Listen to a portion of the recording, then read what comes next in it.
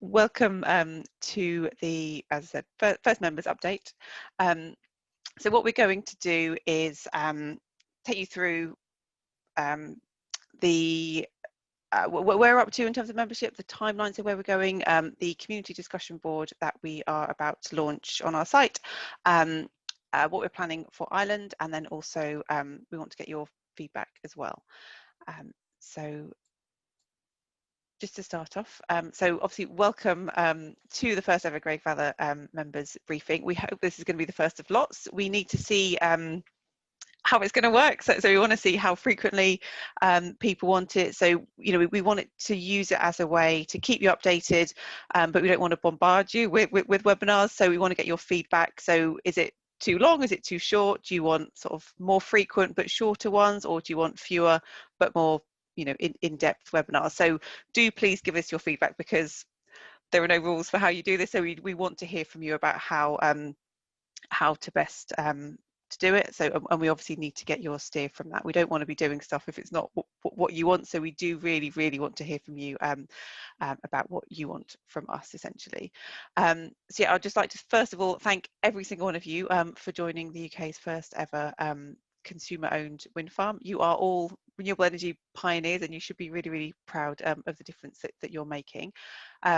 So we know you want to power your homes and your cars and your heating with genuinely green electricity, and to actually make a proper actual difference on climate change. So we're absolutely thrilled to be able to help you make that happen. So I'm not sure which of you have already been on one of our webinars before. So we've run quite a few over the last few months, but I'm Sarah, so I'm CEO and founder of Ripple.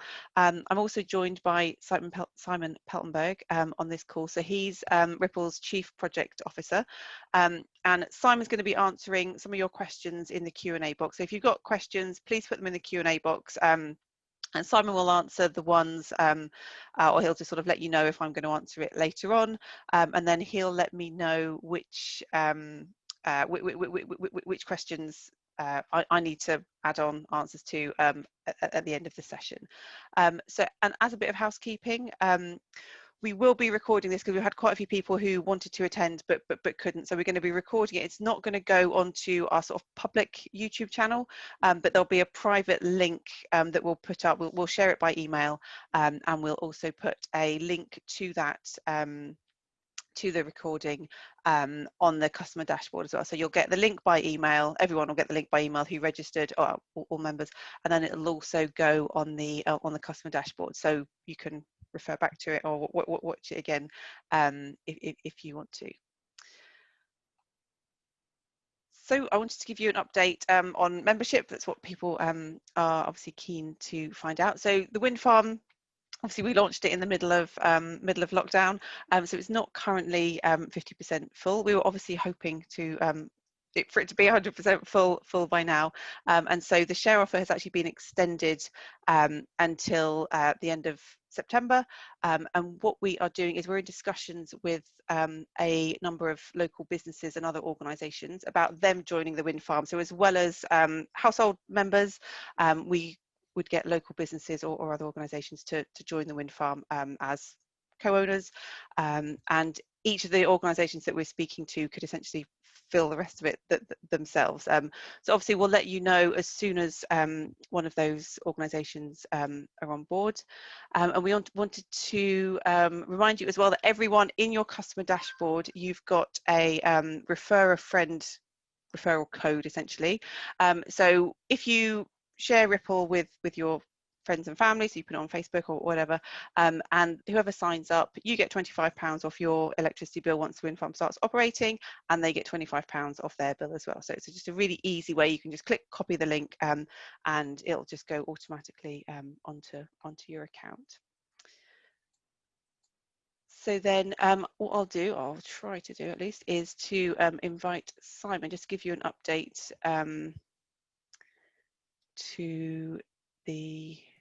on the project, if we can. Hello. Yes. Hi, you're there. Okay, you are.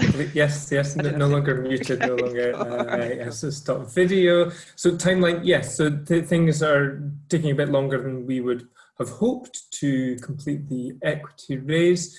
when we launched the share offer, the construction timeline that we set out, it was quite conservative, especially because there was uncertainty for various things. So there is a lot of potential there to compress the timeline. Of course, one never knows with what's going on in the world when things will actually end up happening. But our current expectations are that we should be able to meet a sort of late spring energization date if the rest of the share raise goes as hoped for. So yeah, we're working as hard as we can to bring things forward for you.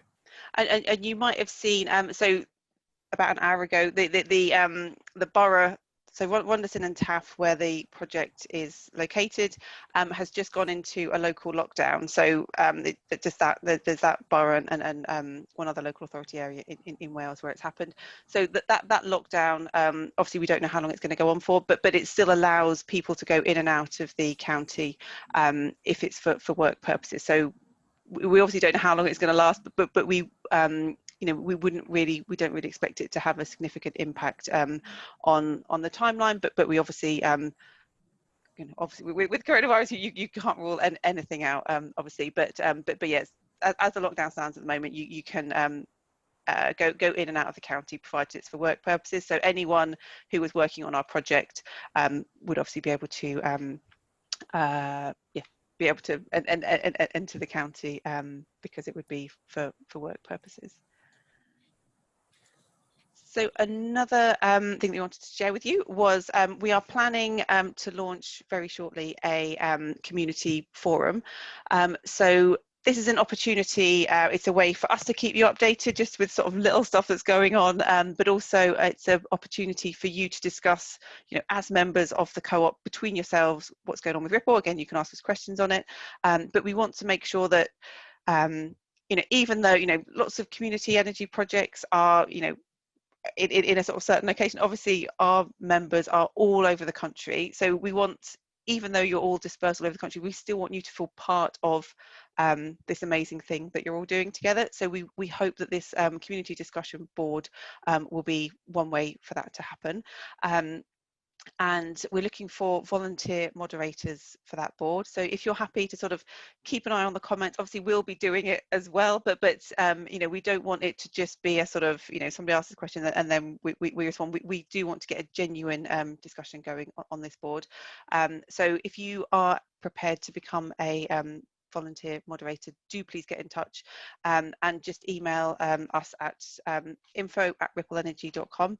And I just want to reiterate that the info@rippleenergy.com, it's not sort of a bottom drawer somewhere in some dusty filing cabinet somewhere. I get every single one of those emails. It just means that other people in the team also get them. So instead of me having to manage the whole thing on my own, I can get other members of the team to help as well. So I do see every single one of these comments. So yeah, do send them to info@rippleenergy.com, and then we can just help you once it gets set up. We can then get you lined up as moderators. So it'll only have, early on we're just going to have probably 3 different discussion threads. So there'll be sort of, about Ripple, about the project, and then sort of, net zero living or something like that. But we want it to sort of grow over time. And yeah, we're just really keen to build up, everyone knowing that they are genuinely part of something that's really cool, essentially. So another issue that we wanted to update you on was Ireland. So Great Rather is our pilot project in the UK. So as well as it being the UK's obviously very first consumer-owned wind farm, we're already looking at taking the model to other countries. So one country that we're looking at is in Ireland. The Irish government has got a really strong community energy drive, and that's partly driven by the European Union Electricity Renewable Energy Directive, which wants citizens to become sort of, they're called energy citizens. So it's a really big push across the whole of Europe. So we hope that we can have projects like Ripple in Ireland and across the whole of Europe in time. So yeah, we hope to get a project going in Ireland in 2021. But it means that, you know, this project, as well as it being the first, you know, a UK first, we want it to be the first of many across the whole of Europe, rather than, you know, we certainly do not want to stay just in the UK. We want to expand quite a bit outside of the UK as well. And actually, I've just remembered there was something I was meant to say for the other one. So also, you might have noticed one other update that we wanted to give you. We've updated the customer agreement, and the change that we made was to enable the co-op board to change the rules for the waiting list, or we changed the rules regarding the management of the waiting list, and this means that the co-op board has got a bit more discretion about how it manages the waiting list. And we've done this because say there was somebody that was going into a care home and they knew, you know, they weren't going to need, you know, they haven't moved to America, but at the same time they don't need electricity in the UK for the sort of foreseeable future. It would enable, and they have somebody lined up who would like to take on their share of the wind farm. Instead of, it gives the board basically discretion that if there is somebody lined up who would like to take on that person's ownership, they wouldn't have to necessarily be at the front of the waiting list for that to happen. So somebody could sort of nominate somebody and they could take on that share without it having to go right to the back of the waiting list. So it just gives the board a little bit more freedom, because we have had this issue of people going into care homes raised, and we just wanted to find a way to make it possible for that to happen. So that's just one other thing that we want. So the new customer agreement is on the customer dashboard, so you'll be able to see it. But yeah, that was the change that was made. And then so the other thing is obviously feedback. So Greg Vather is our first ever project. It's a pilot project. The whole idea of pilots is to learn as much as possible about what we're doing. So we really genuinely want to hear from you about what your experience has been, what you found great about Ripple, what you're really pleased with, what we can do better. Because if we don't hear from you about what we can do better, we can't make things better. And we're really keen as well to understand what other people. So if you talk to, or when you talk to people about Ripple, what is it that they say? What do they not understand? What is it difficult for you to explain to people? Or we really want to get your feedback, and thank you to everyone who responded to our member survey that we undertook a couple of weeks ago. That's been really, really helpful to get your thoughts on that, but we really want to get thoughts, your views on how we can how we can improve what we're doing essentially, because we obviously want to make sure that we want to make sure that it's we do what you need us to do, basically. So I will have a quick look through these answers. So we've got, so what happens, let's just go through these. What percentage field use? So we've said we're not yet at 50%, but we are looking, well, we're in discussions with businesses about those other basically filling it up. And then we've got, for business investors, what method is their payback of generation? So essentially it could work on exactly the same basis as other as any other customers. They could potentially, there's they could either become a member of the co-op, in which case exactly the same as others. It may be that if they're not able to get the savings through their electricity bill, that they may have to have some other method, but our the way that we're planning is that they would just become a member of the co-op, and they would get they would just get the savings on their bill like anyone else. But we we need to make sure that version is possible. Otherwise, they may become owners of the special purpose vehicle that owns the wind farm, and they may need to get their value from the wind farm in a different way if it's not possible immediately for them to just get it through their electricity bill. And then what happens if you fail to reach full funding in time? So basically, and this was sort of covered in the the webinars. So if at a certain point the co-op board says, right, okay, we are we don't want to extend anymore, but whilst we are discussing with businesses and other organisations about joining the group, the board co-op board is happy for us to keep the share offer open, essentially. And yes, so I mean, essentially, if the project doesn't go ahead for whatever reason, or basically everyone just gets all of their money back. So there's no worry about that at all. And then, so one thing we have done is, so people would, so there's a question, if it's looking likely, could there be a way for people to put more money into the wind farm? So there would still be the 120% cap. But I know that, and another thing that was changed in the co-op, in the customer agreement, was that we lifted, there was a £6,000 cap. So even if your £6,000 was like ownership was well under your 120% cap, you would still be capped at £6,000. We've lifted that now. So, but it would still, that 120% would still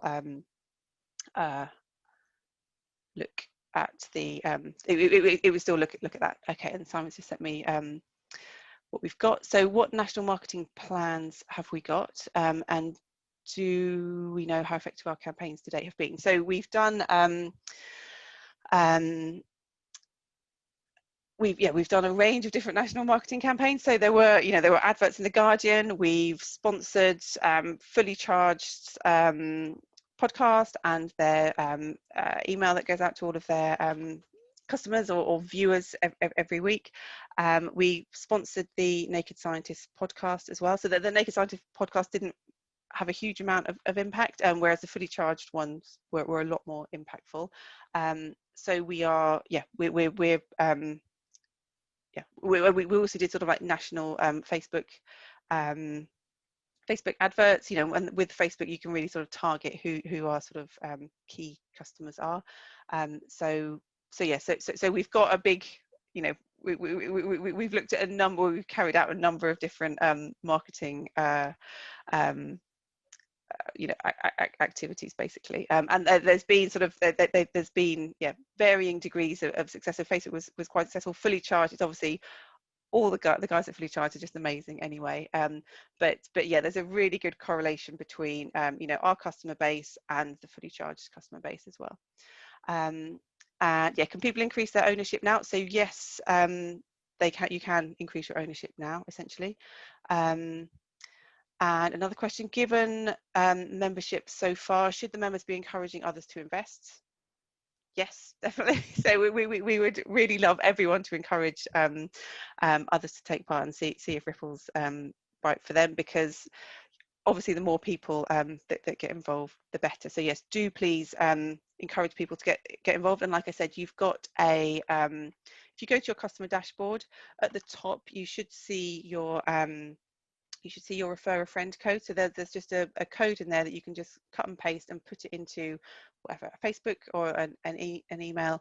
And yeah, we really do encourage you to just spread the word about Ripple, because the more people that know about us, the better. So the marketing that we've done so far, obviously it's had a certain amount of reach, but it's been getting really broad reach that has been difficult, partly I think as well because of COVID. People, particularly early on, they just weren't really talking to each other. You might have Zoom calls and do those wonderful Zoom quizzes and what have you, but people weren't meeting up at their homes, going down the pub, that sort of thing, obviously because they weren't allowed to. But I think it did sort of reduce the sort of word of mouth type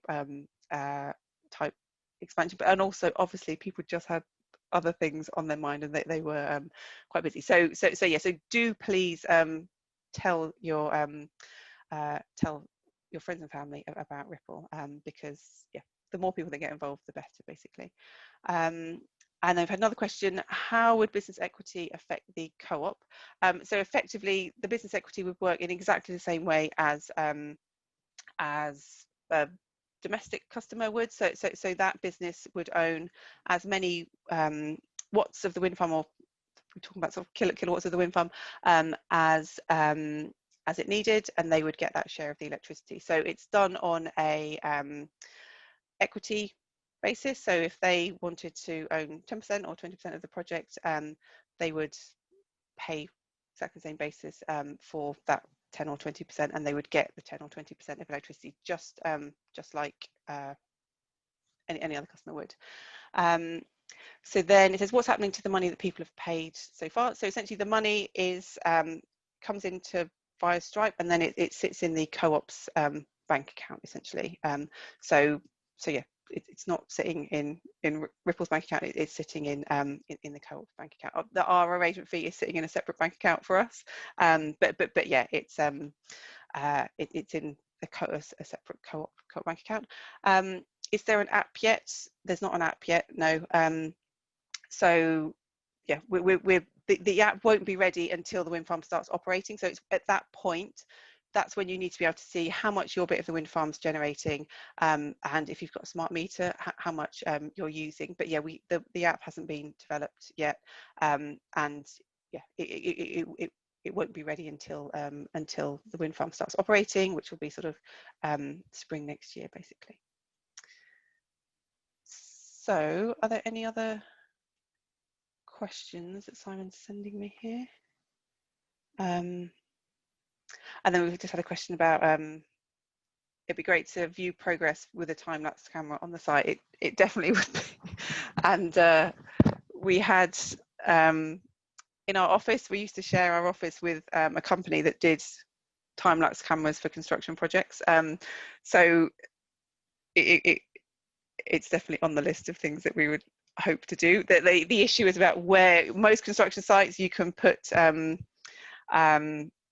it's about where you put the camera as well. So yeah, it's on our list of one thing of things that we are looking at. We can't promise it'll happen, not for this project, but yeah, it is something I would dearly love to happen for this project. But we're not gonna promise it just yet. But yeah, it would be absolutely fantastic to get a time lapse of the turbine going up. Okay, we've had one more question about with negotiations with other electricity providers. Is it just Octopus Co-op, and what happens if they won't fit smart meters because of COVID? So we are in discussions with other suppliers at the moment. However, the whatever happens with other suppliers, we will be with Octopus and Co-op for at least the first year of the wind farm's operation. So if we have other suppliers in the pool, they'll be for later projects, and then once they're there for those later projects, then after what it will be spring 2022, then you'd be able to switch to those other ones. But you'll be with Octopus and Co-op for the first year of operation.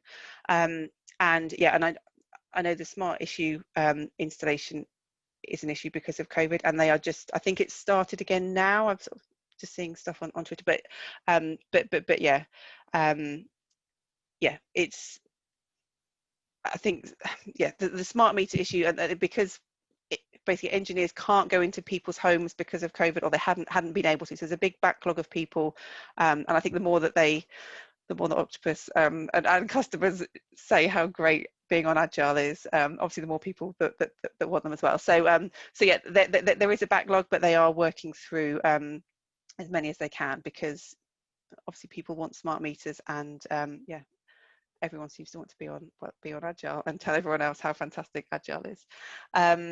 One thing that I have forgotten to tell you as well, which Simon has just reminded me, is installment. So a big thing, so for people, when you tell people about Ripple, we have introduced a mechanism whereby you can pay for your upfront cost in 5 installments. So instead of having to pay whatever, £1,000 up front, you can choose to pay by 5 £200 installments. So it's sort of completely interest-free, and it just helps you spread the cost. So yeah, that was introduced a few weeks ago, and it's proving very, very popular with people.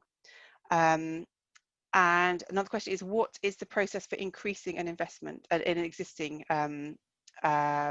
investment? So at the moment, we have to do it manually. So you can't, there's not just a simple click and add on. So you need to email us at help@Ripple Energy or info@Ripple Energy, and then we have to manually add it, basically.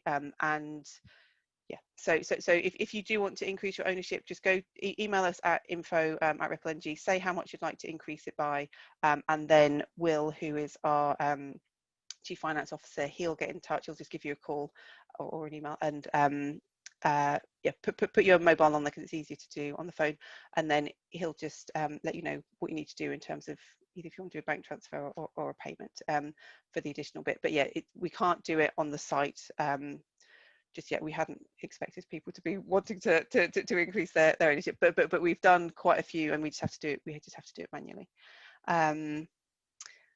And can you prepare some text to put into an email to promote it? Yes, we can. And I think we've either, I can't remember, there's either an option that people have already done where we've, but basically, yes, we have got a sort of email template ready. So we can certainly put that. It's probably easiest if we put it on the customer dashboard. We can either, well, we'll send it out by email as well, but we can put it on the customer dashboard. So you can just cut and paste it, put your referral code in there or referral link, and then it's all done really easily. And then we've had lots of suggestions on potential businesses, including the church. And where should you send us your suggestions? So yes, do please send us if there's a company that you think would be interested in either becoming an owner themselves or offering it to their employees as an employee benefit. And so the employee benefit, just to explain how that works. So basically the employer can, you can get like a bit like a season ticket loan. The employer can loan the employee, say it's £1,000 their upfront cost. They can loan the employee £1,000 and then they just get a 1/12 of that, so £82 a month taken out of their salary each month, and then so over the course of 12 salary payments, they've repaid it. So the cost to the employer is simply the sort of interest on that on the upfront cost, but it means that the employee can spread the cost over 12 months, which makes it even more affordable. And we've got all of the loan agreements and that all the templates that are ready to go essentially.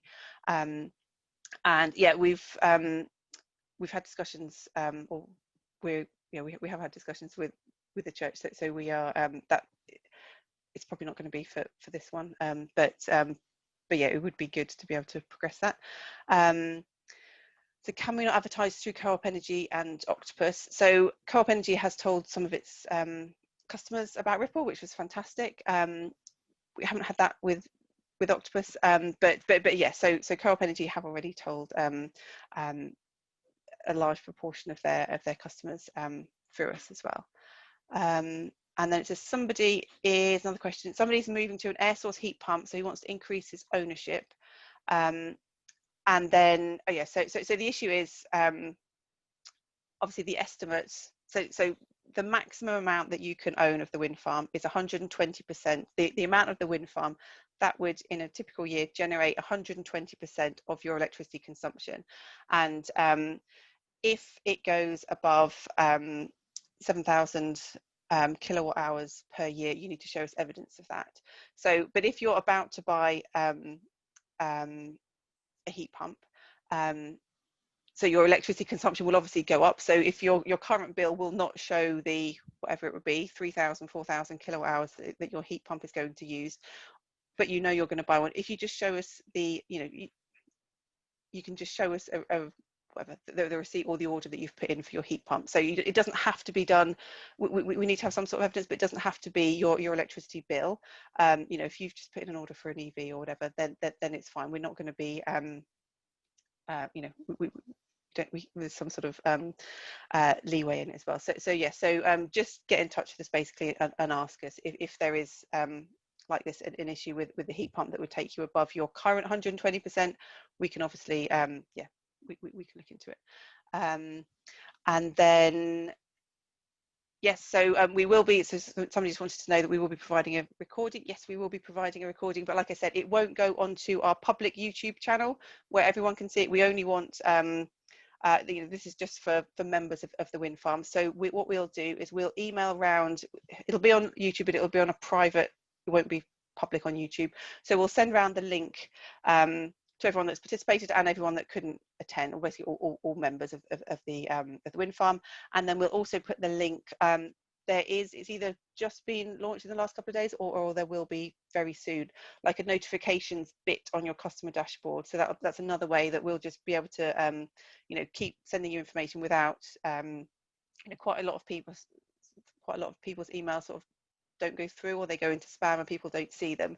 So if we can just have we can just be posting things in the notifications section on the dashboard, and that means that you'll be able to so you'll be able to see the link, and it'll just be a sort of history of these are the things that we've told you up and down. But apparently it says we can't do a transcript, but this recording will be as I said, be on YouTube. What was meant by business members becoming members of the co-op? So somebody's asked what is the SPV. So the SPV is a special purpose vehicle, so it's what the co-op owns essentially, and the issue with the businesses is, depending on the size of them, they may become members of the co-op, or they may buy part of the SPV, which is the sort of the ownership bit of the wind farm. So yeah, it's just a different way of doing it. Somebody else has asked, is a smart meter needed? So you do not need a smart meter to take part in Ripple. What you do need a smart meter for is if you want to go onto Octopus has got Octopus Agile and Octopus Go, and those are the two Octopus tariffs that you can switch to if you weren't already with Octopus when you joined Ripple. And so Octopus Agile, and you need smart meters for both of those tariffs. So Octopus Agile has half hourly, instead of most electricity tariffs just charge you your standing charge, and then you pay a fixed amount for every kilowatt hour that you use, regardless of what time you use it. With Agile, the amount that you pay per kilowatt hour changes I think it's every half hour or every hour, and you get told the day before what the price is going to be for the next day. So it means that you can see, okay, prices are going to be really high, and generally they are a lot higher sort of in peak, so sort of between 4 p.m. and 7 p.m. that's the real peak time. So the price is very high then, and it's to encourage you away from using electricity in the peak time towards using it, so say you're charging your car, to charge your car in the middle of the night rather than in the peak time. So it's a bit like a sort of economy 7 tariff, but the price changes every half hour every day essentially. So and you can see the day before what your price is going to be, whereas obviously an economy 7, whereas Octopus Go on the other hand is a bit more like an economy 7 tariff, where you get cheap electricity for sort of 4 or 5 hours during the night, and it's called Octopus Go because it is sort of designed for EV drivers. So you can charge your car up overnight on a very, very cheap tariff. But for those two tariffs, you need to have smart meters. So you can't switch to those tariffs until you've had your smart meter installed. So if you worked with Octopus before, you have to join, we switch you to co-op. Once you've got you then have to apply to go onto Agile and Go. But to be a regular Ripple customer, not on Agile or Go, you do not need a smart meter. So for Ripple to work and for you to get your savings applied to your bill, you do not need a smart meter. It's only if you want to go onto one of those two special tariffs, and those special tariffs are generally for people who have got EVs, so electric vehicles or heat pumps and things like that. But yes, so those are the only two tariffs that you do need a smart meter for. You don't need a smart meter for the Ripple bit. You only need a smart meter for the Agile and Go tariffs. Okay, another question about can I explain the employee benefit scheme a bit more? So the employee benefits, there's two different options for the employee benefit scheme. One is for your employer to basically give you an interest-free loan for the upfront cost, and they then recover that loan, or you repay the loan through your salary. So it's a bit like a season ticket loan. So if you get a train to work, your company might offer you a season ticket loan, and they pay for your season ticket, or they loan you the money for your season ticket, and then they recover it out of your salary. So we are not expecting it to be like a bike to work scheme, so where you don't pay tax in it. So we expect it to be post-tax, so that we're not expecting there to be sort of income tax benefits from doing it.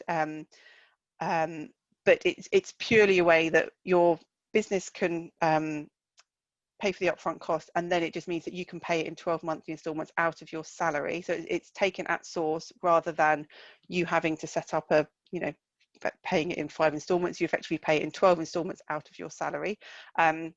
It's another option that businesses can do, and they can do that combined with the employee loan, which is where they can basically subsidise the cost of the ownership. So it might be that they, as part of your employee benefit package, they might say, okay, you can spend £200 of your employee benefit budget this year on a wind farm instead of whatever else, childcare vouchers or whatever else is. And obviously different employers do different employee benefit packages differently, so it depends on your company essentially.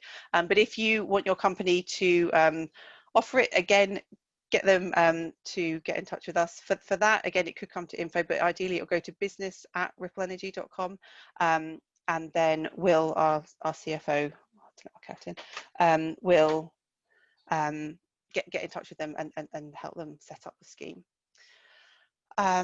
Is it possible to buy a share for somebody as a gift? So it's, at the moment, you can make a payment for somebody else, but they have to become the member. So it can't be a surprise gift. They will have to you know, agree to sign the customer agreement, agree to the co-op rules, and be the named, and say they're the named or confirm they are the named bill payer. However, you can make the payment for them if you want, but you can't sort of, you know, say, surprise, I've bought you a bit of a wind farm and these are, you know, the things that you have to agree to, and you've become a member of the co-op. You have to actively become a member of the co-op yourself. You can't join somebody else into the co-op without them, you know, saying that they want to be part of it. However, for maybe for Christmas, if we can get it together for the next project, we want people to be able to say, okay, I want a wind farm for Christmas. They do all the creating the account, and then they can send out an email saying, hey, mom and dad, could you, you know, put some money into my wind farm account, and you can then at the end of Christmas you might have whatever, £200 towards your wind farm or whatever, but that's not set up yet. So at the moment, if you do want to buy a bit of a wind farm for somebody, you have to obviously explain what it is. They will have to do the sign up process and join the co-op, but you can make the payment on their behalf, and we have had people doing this already, and clearly it's the best gift ever. But yes, you can't spring it on people basically.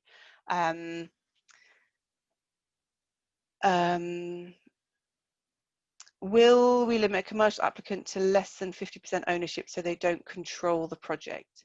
So we're not sure about that. So I think it will depend on whether or not there's sort of one or two businesses that end up doing it essentially. But we'll obviously keep you updated about the whole business and other organisation thing. And what is the basis of dividends for commercial compared to domestic customers or members? Are they on the same terms? So yes, essentially the savings would be the same, because yeah, it would be that they would be calculated on the same basis essentially. So yeah, so it would all work. You know, your savings would be yeah, the difference between the wind farms operating costs and the market price of electricity, so it wouldn't negatively impact your savings at all. And we're not looking at getting sort of debt into the project, because there might have been a risk that would have been. So this is all sort of just straight out equity, them buying shares in the project. So is that the rest of? You'll see that there are other ones. My screen has frozen with the deluge of questions, I'm afraid. There was another question though that I'll seeing as I'm speaking, asking, will we be working with other suppliers to bring in more members, as the limited range might be a concern at this time? The limited range of suppliers, was that? Correct. So for for Greg Bather, we will only be working with Co-op and Octopus. But as I said, we are planning, well, we are in discussions with other suppliers about adding to our pool, but people will be, they'll need to stay with Co-op or Octopus for a year after the wind farm starts operating before they can switch to somebody else in our pool. But yeah, the agreement that we've got with Co-op, it doesn't allow us to add more people, more suppliers into the pool for the first year for this project, but we can add them on to other projects. So with that, I can actually have a quick scroll down here as well.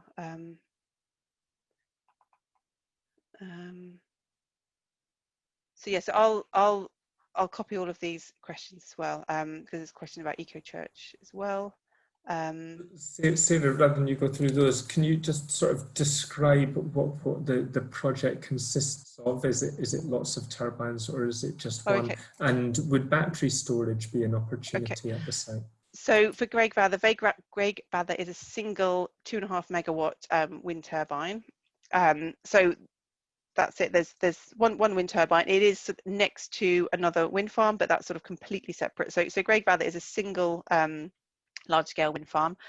There's no battery storage on site, and we haven't got any plans to put battery storage. I mean, battery would need to get new planning consent for the battery, and it would have to be sort of financed separately. So we haven't got any plans at this stage for batteries, but we are looking at how Ripple's, Ripple's model is essentially, instead of owning all of a small thing in your house, like solar on your roof, you own a tiny bit of a big wind farm somewhere on a lovely windy hill in Wales.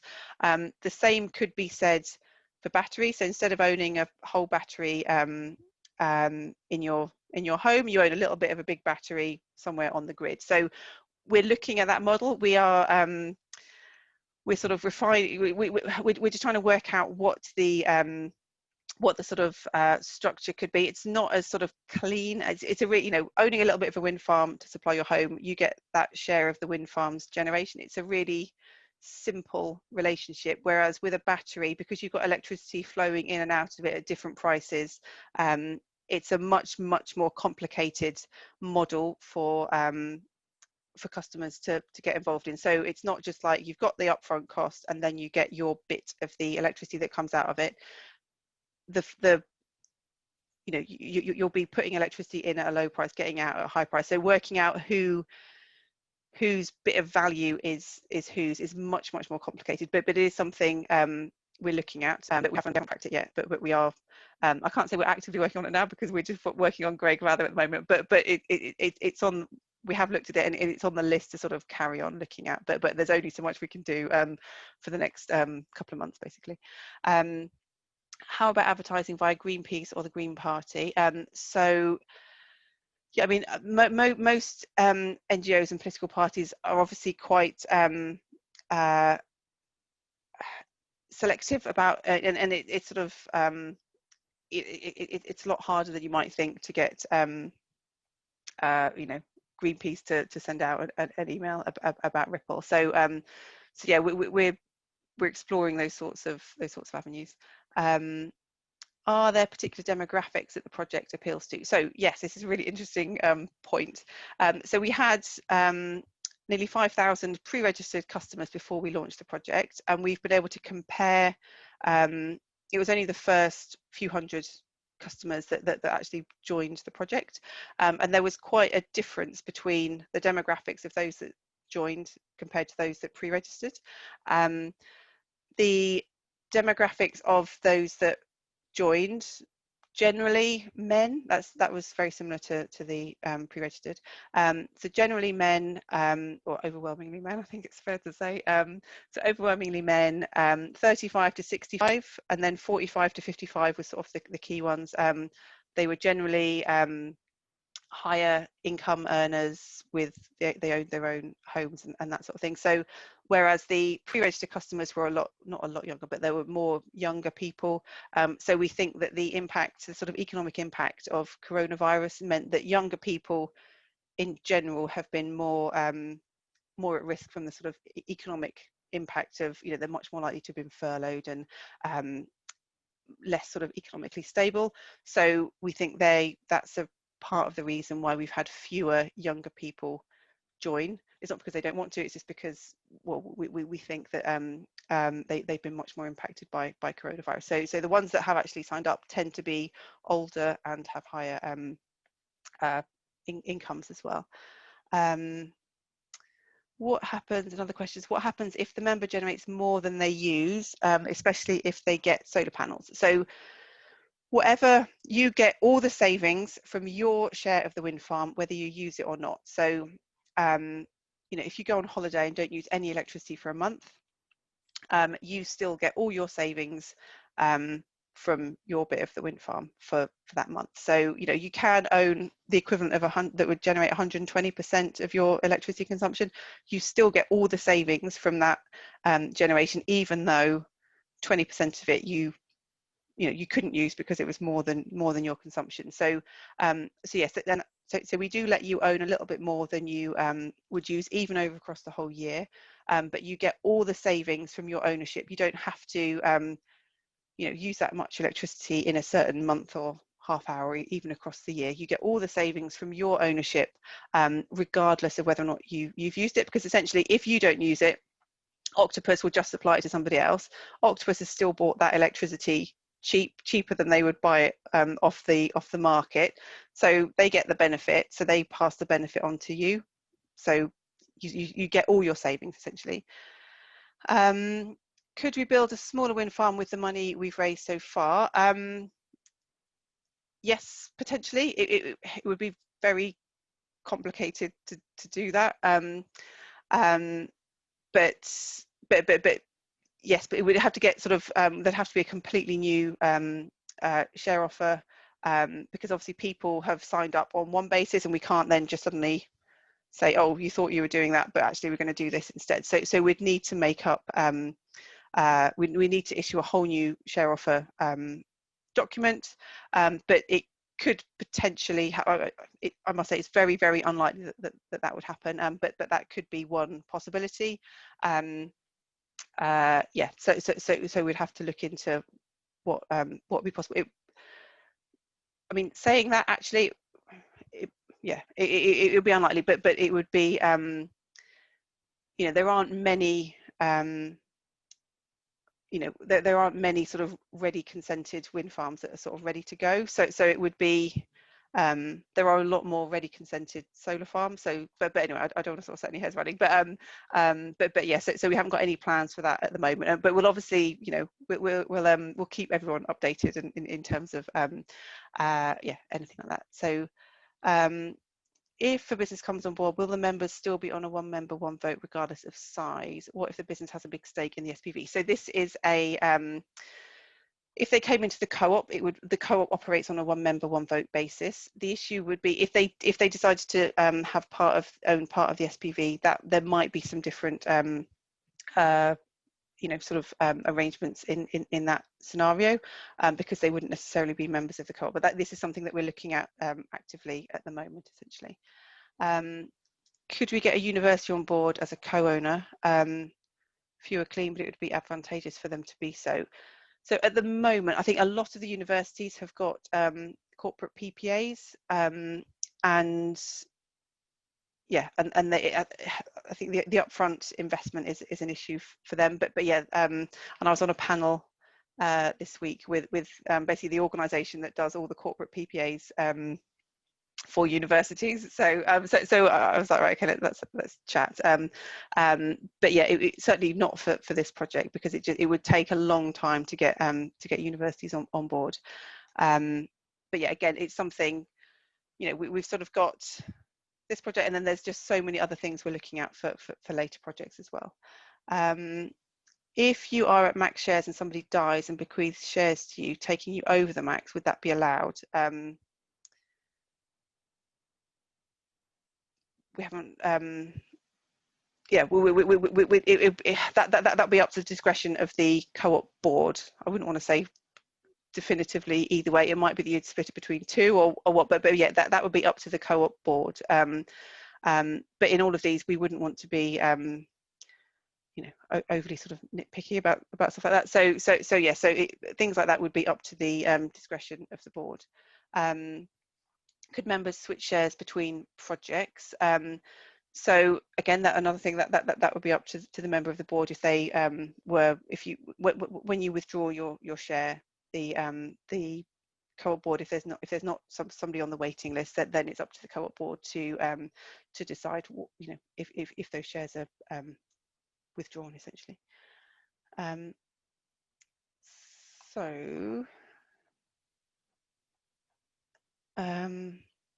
Friends haven't heard of Ripple. What more marketing can we do? So talk to people about, but so it is most people in the country, the vast majority of people in the country have never ever heard of Ripple, and they've got no idea that you can actually own a little bit of a wind farm to supply your home's electricity. We obviously want to change that, but it takes time to get people aware that this can happen, or that this is happening at the moment. So we need you to be spreading the word and just talking to people. So we'll send around an email that you can share with people and put it on Facebook, put it on Instagram, Twitter, what have you. But yeah, the reality is that the vast majority of people have no idea that Ripple exists, or that they as an individual can own a bit of a wind farm to supply their home with clean green electricity for 25 years. So we obviously want to change that, but do please just tell people. That's the best thing that you can do, is just talk to people about Ripple, because we just need to get the word out there that this is possible essentially. So the description of how the credit will apply to your bill is a little bit woolly, mentioning taxes and other costs. How will the credit be added? Would it reduce the VAT applied? So the saving is applied net. So if you've got, if the saving is, if your bill is £100, it would be reduced, and your saving was whatever, £10 in a month, it would go down to £90. There may be, in terms of actually how the VAT is calculated, it may reduce your obviously the VAT that's on the gross amount, but I'm not sure that's the case. I don't think that is the case. So yeah, but that will be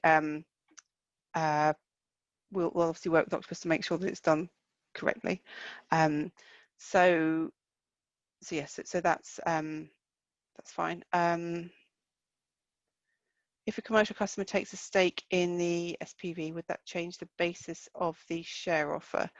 So no, so it would mean that the share offer is essentially the yeah, it would just be the yeah, it would just be the company or the business. Either obviously if they become a member of the co-op, then it's on exactly the same basis anyway.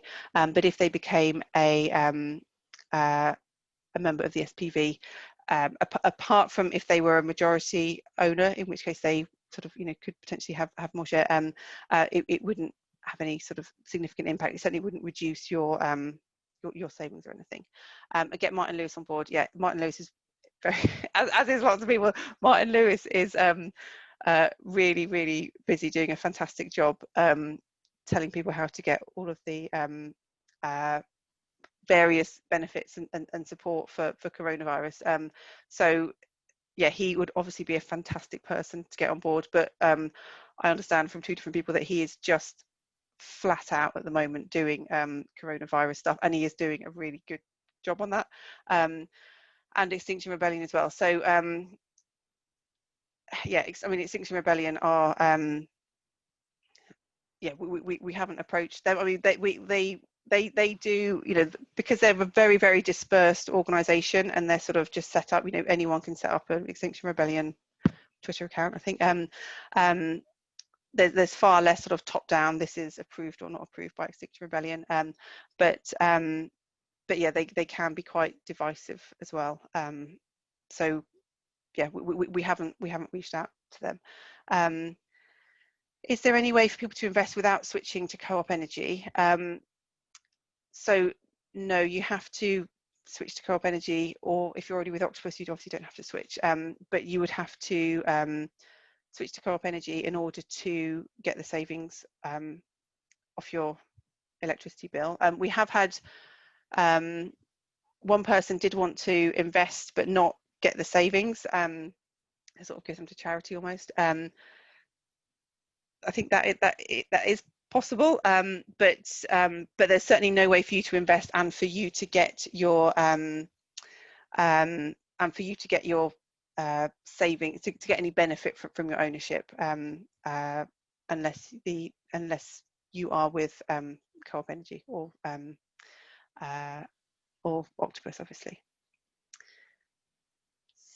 So, are there any other questions coming through, Simon?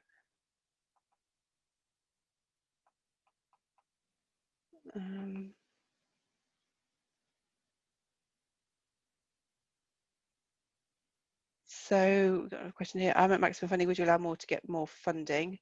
So, I think you know, we're pretty confident that there'll be a business that will, or other organisation that would want to, or that will eventually purchase the shares. So I think we are,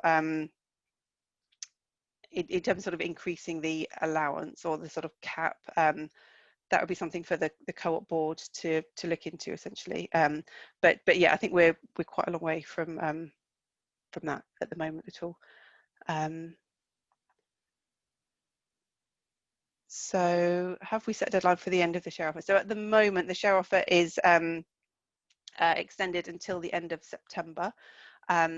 However, the Co-op board has sort of agreed, and it's possible for the share offer to be extended, provided that we are exploring other sort of options, essentially. So, you know, whilst we are talking to businesses and other organisations about becoming members, then it's agreed that the share offer can remain open. It's not going to remain open, obviously, indefinitely. So you know, we will obviously just keep you updated in terms of what's happening and when the share offer will be closed. Can we not ask existing members to increase their ownership stake? So you know, that would be one possibility, you know, if that was needed, essentially. So yes, potentially we could, but again, that would be up to the you know, there's sort of the Co-op board ultimately, you know, controls the Co-op, not Ripple. So a lot of this is up to the Co-op board and what the Co-op board decides. Obviously, we can advise on that, but ultimately the decision is taken by the Co-op board. But that would be, I would expect that would be something that they would look at. And then other board meetings open to members. So no, so there's 4 board members at the moment. What happens is when the project is full, the current board will just be dissolved, and then we'll have a election. So every single member of the Co-op can put themselves forward for election to the board.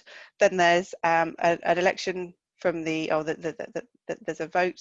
So everyone, obviously all the Co-op members do a 1 member 1 vote election, and then there'll be another board will be elected. But we had to have a board in order to set up the Co-op, and the board members, as you will see in the share offer document, there's 4 of them. They come from, you know, they're really experienced in the wind industry and in the finance sector as well. So we're really pleased, and we have monthly board meetings with them.